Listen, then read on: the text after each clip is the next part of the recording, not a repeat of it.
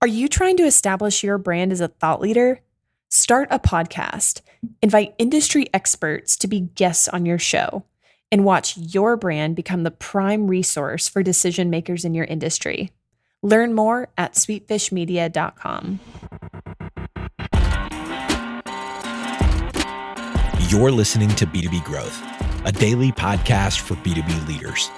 We've interviewed names you've probably heard before, like Gary Vaynerchuk and Simon Sinek, but you've probably never heard from the majority of our guests. That's because the bulk of our interviews aren't with professional speakers and authors. Most of our guests are in the trenches leading sales and marketing teams. They're implementing strategy. They're experimenting with tactics. They're building the fastest growing B2B companies in the world. My name is James Carberry. I'm the founder of Sweetfish Media, a podcast agency for B2B brands, and I'm also one of the co-hosts of this show. When we're not interviewing sales and marketing leaders, you'll hear stories from behind the scenes of our own business. We'll share the ups and downs of our journey as we attempt to take over the world. Just kidding. Well, maybe. Let's get into the show.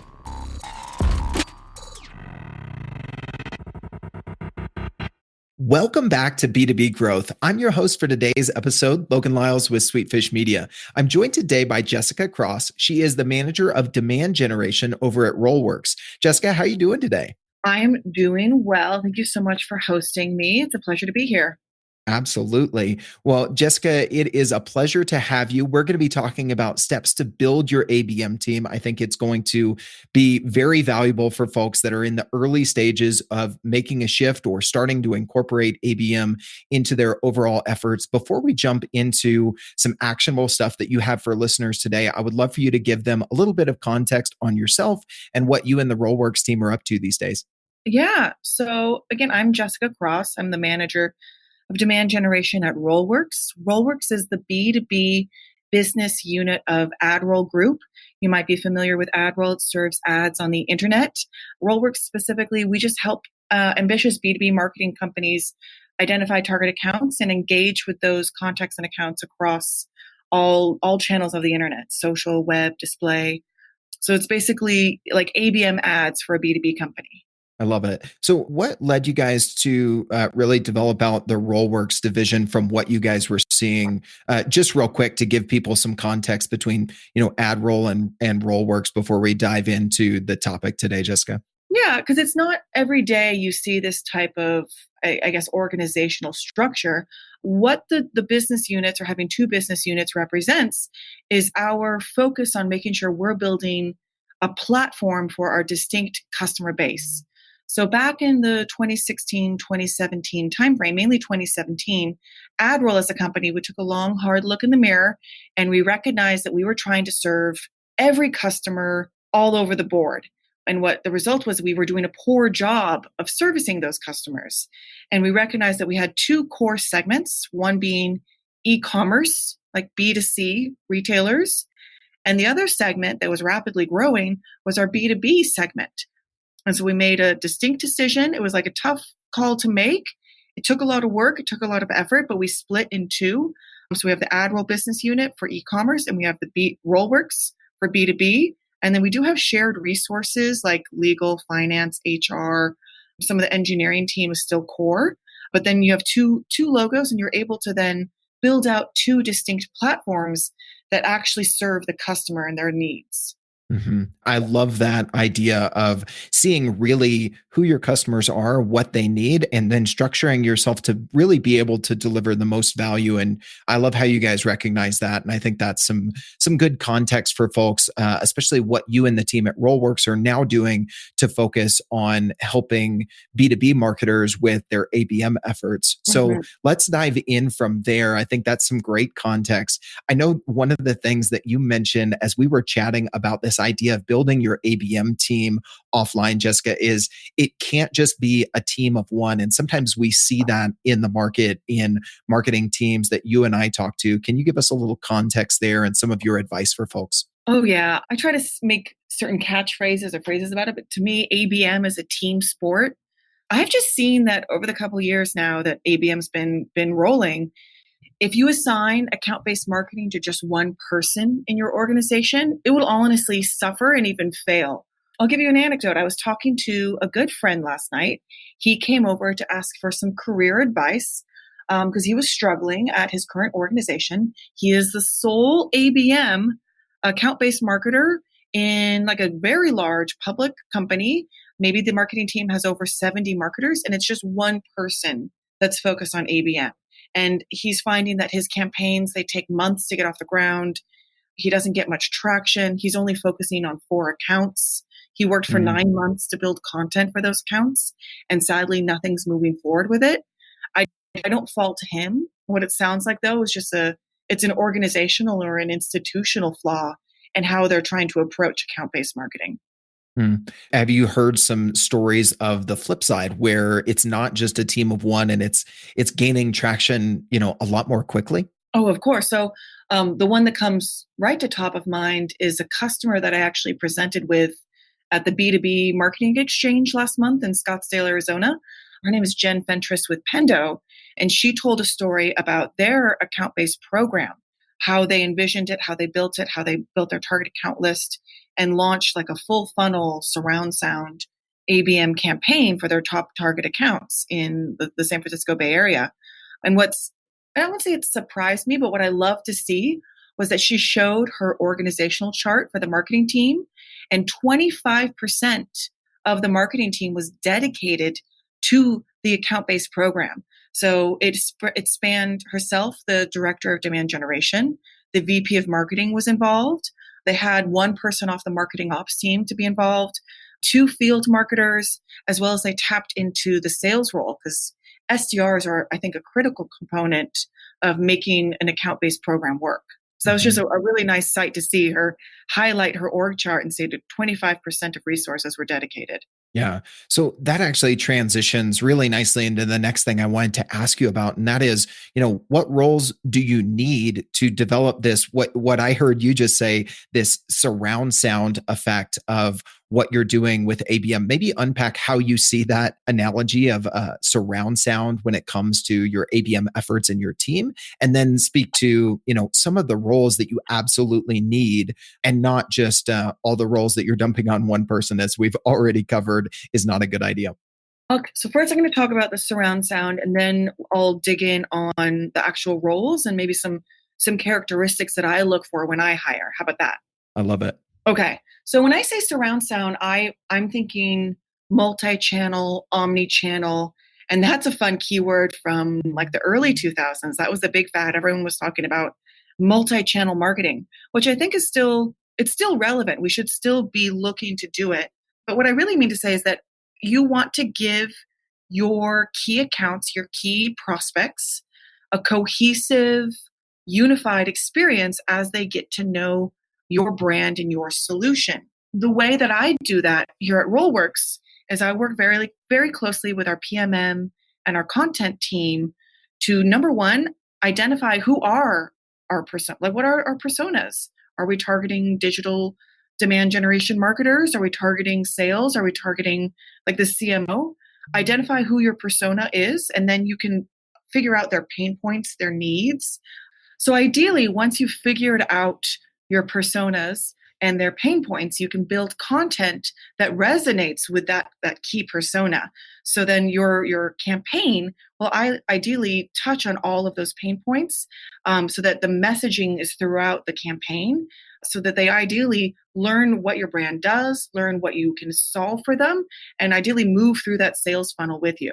Yeah, I love that you touched on that word there, resonate, because ABM allows you to resonate with a more targeted audience as opposed to just focusing on reach with your more broadly based demand gen and inbound efforts, which we've talked about on the show before. You have to look at your model, your total addressable market, to figure out what is the balance of those two. But I think that thinking about resonating with a very specific audience is something that we should always have in mind as ABM marketers. So as you're building out this team of ABM marketers, tell us a little bit about how you see it, Jessica, and what maybe some of what Jen shared as well from her org chart, or how you look at it, and then what skill sets you look to fill those roles. Because I think talking about both of those in tandem makes a lot of sense. Sure. So my team is actually small, but very, very mighty. I actually have two people on my team. I have a digital marketer and then event marketer. We do also have a strong marketing operations team that sits outside of the marketing org that we tap into all the time. So it's not really just the three of us that are running ABM. It's initiatives that span the entire org. But when I was looking to hire both the event manager and the digital marketer, there's some key things that I look for. So for the digital marketer, you want to find someone that knows how to do targeting. And you want to find someone that's not that doesn't get all wowed by the big numbers. What I mean to say is that a digital marketer that cares more about filling 5,000 MQs a month, that's not the type of marketer you want.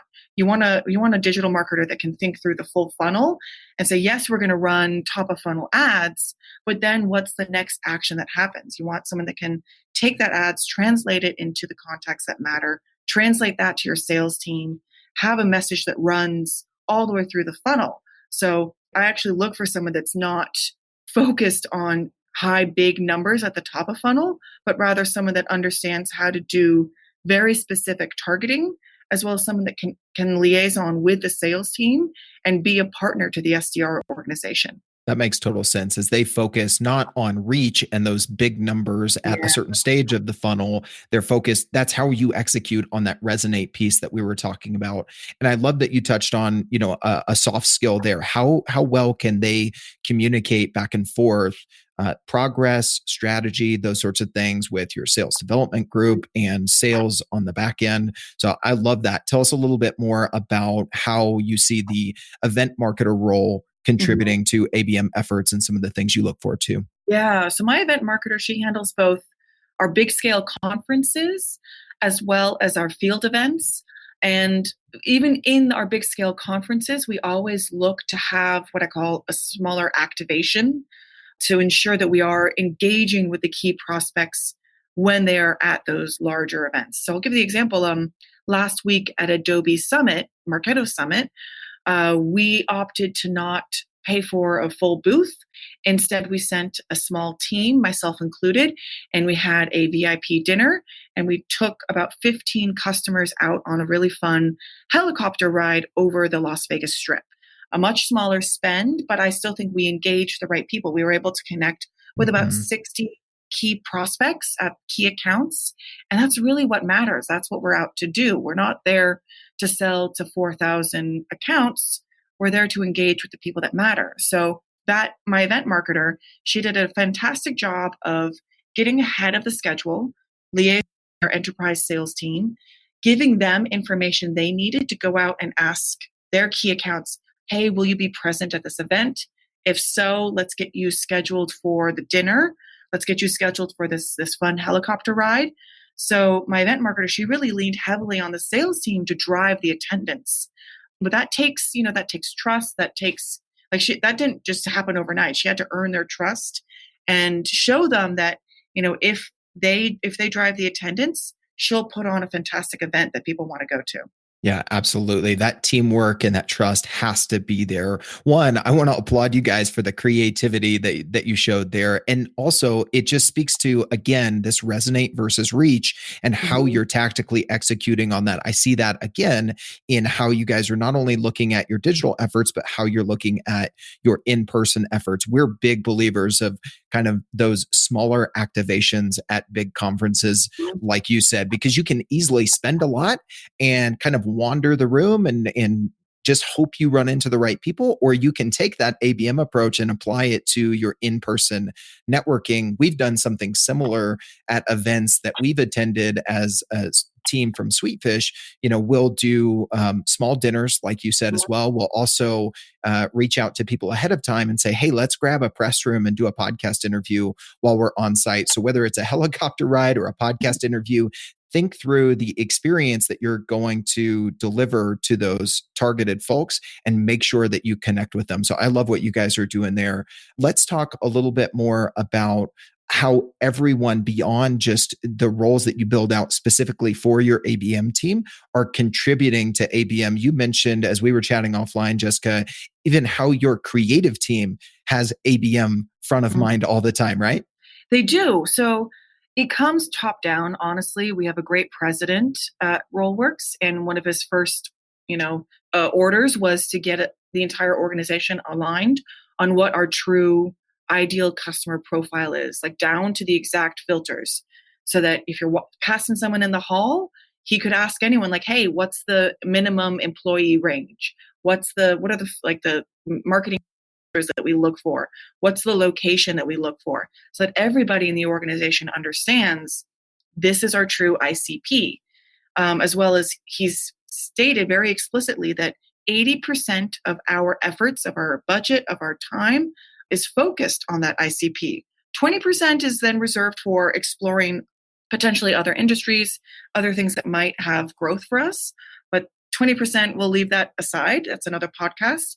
But what that does then is it gives everybody a guiding, North Star to point towards, including the creative team. So we've got a copywriter, a designer, and a web developer who's also a designer, and they understand our core message. They understand our personas.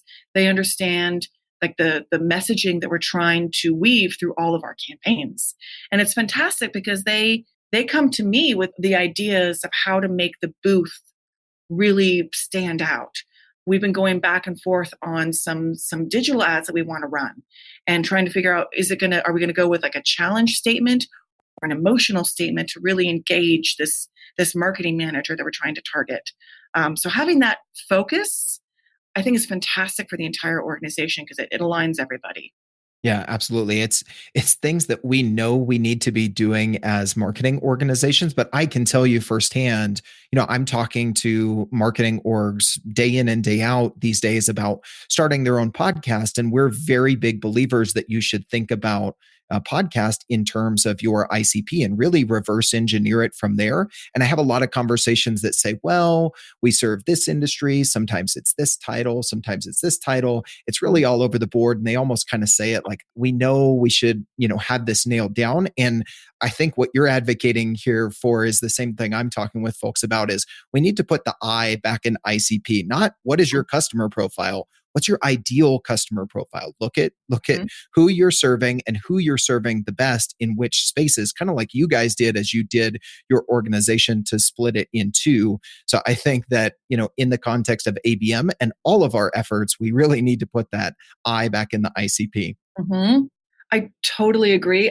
Honestly, last year, everyone had a loose idea of what our ICP was, but different departments actually had different bits of information. Some departments were focused just on the employee range, and some departments were just focused on, it has to have these marketing technology pixels. So it's like we each had a piece of the puzzle, and thankfully our president came in and had us put it all together. I love that. It is definitely a puzzle, but it's worth taking time to put it together because it's going to make you that much more effective.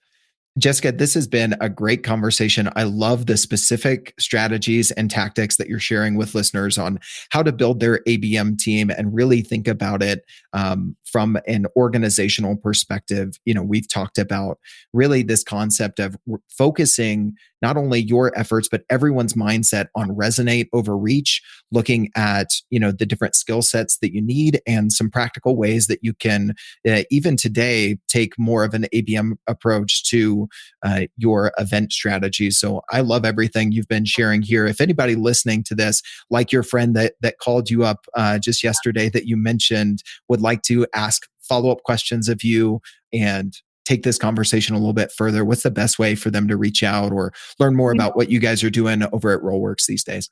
Well, we, of course, are pretty active on Twitter. You can find me, JFASF, or at RollWorks on Twitter, as well as we have a good amount of decent content on our blog and resources section. I actually can think of, we just published an ICP template a couple weeks ago that might be a great resource for people that are thinking about, well, how do I pick a target account list? What are some of the criteria that can go into picking a target account list? So maybe we share around that template for everybody to use. I love it. Well, that sounds like a perfect resource to throw in the show notes to make it easy for folks to get to. Jessica, again, thank you so much for joining us on the podcast. This has been a great conversation. Of course. Thank you so much. Thanks for having me. We totally get it. We publish a ton of content on this podcast, and it can be a lot to keep up with. That's why we've started the B2B Growth Big Three, a no-fluff email that boils down our 3 biggest takeaways from an entire week of episodes. Sign up today at sweetfishmedia.com/big3. That's sweetfishmedia.com/big3.